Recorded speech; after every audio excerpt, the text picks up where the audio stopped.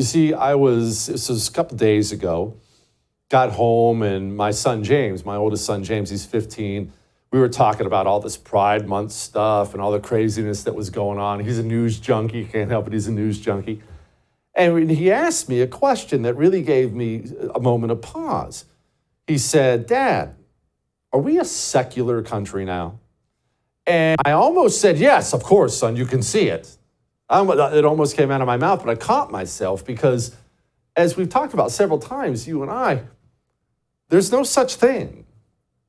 There's no such thing as a separate country. So let's have a talk here. And you may find it offensive. And keep in mind, if you get offended by any of this, I don't give a crap. All right? Human beings, we are created. We are created by God. I don't care what they told you in your weirdo, stupid science class. You didn't evolve from a trout or whatever they're trying to tell you. You were created. And we were created to worship something. All human beings are without exception. But I'm an atheist. No. You have something in your life you worship because that's how we're made. We all do. Nations, therefore, because nations are made up of people, nations have religions. This does not just apply to big countries like the United States of America.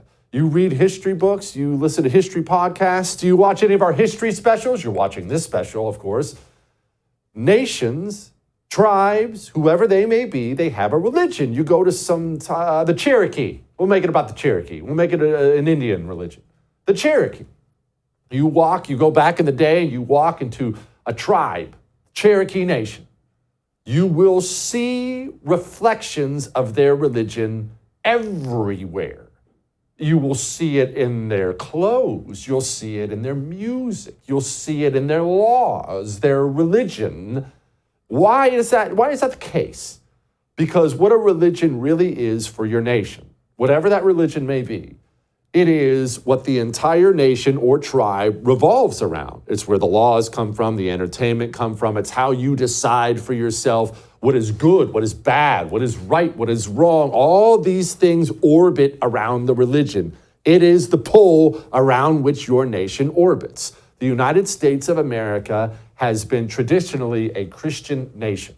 We are a nation that was founded by Christians coming here from Europe. It was a Christian nation. You see it everywhere, not only in our founding, before our founding, it was everywhere, but during our founding, everywhere. Go read anything they wrote. Even the non-believers like Jefferson would talk about God and the Bible and God and this. It is a Christian country, and that's where we base so much of our culture, our values from. Over the years, over the decades, sadly, this country has tossed that to the wayside, and now we have a new religion. Gay. That is the religion of the country now.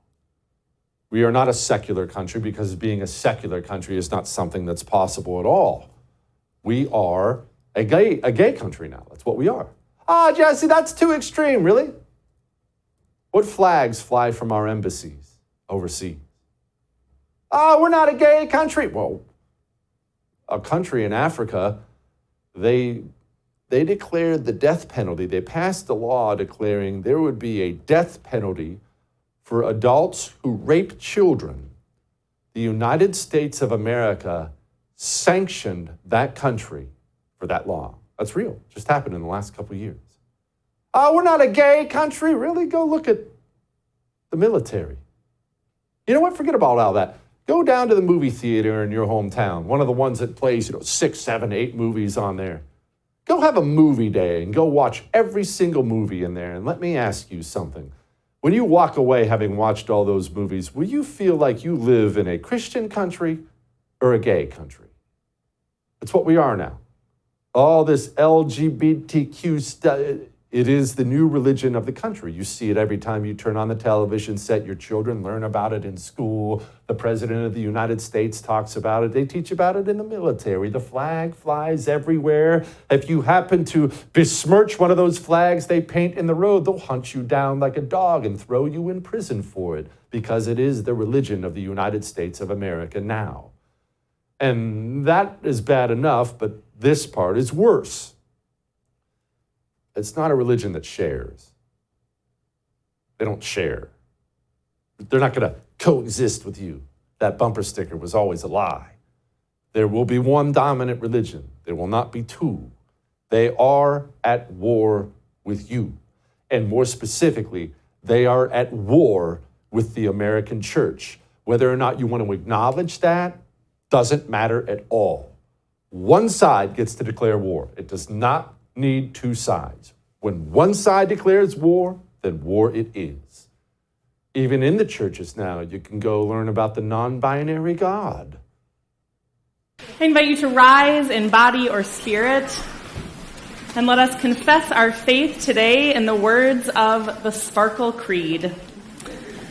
I believe in the non-binary God, whose pronouns are plural.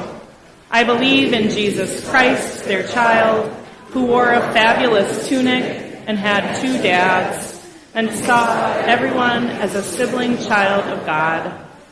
I believe in the rainbow spirit, who shatters our image of one white light and refracts it into a rainbow of gorgeous diversity.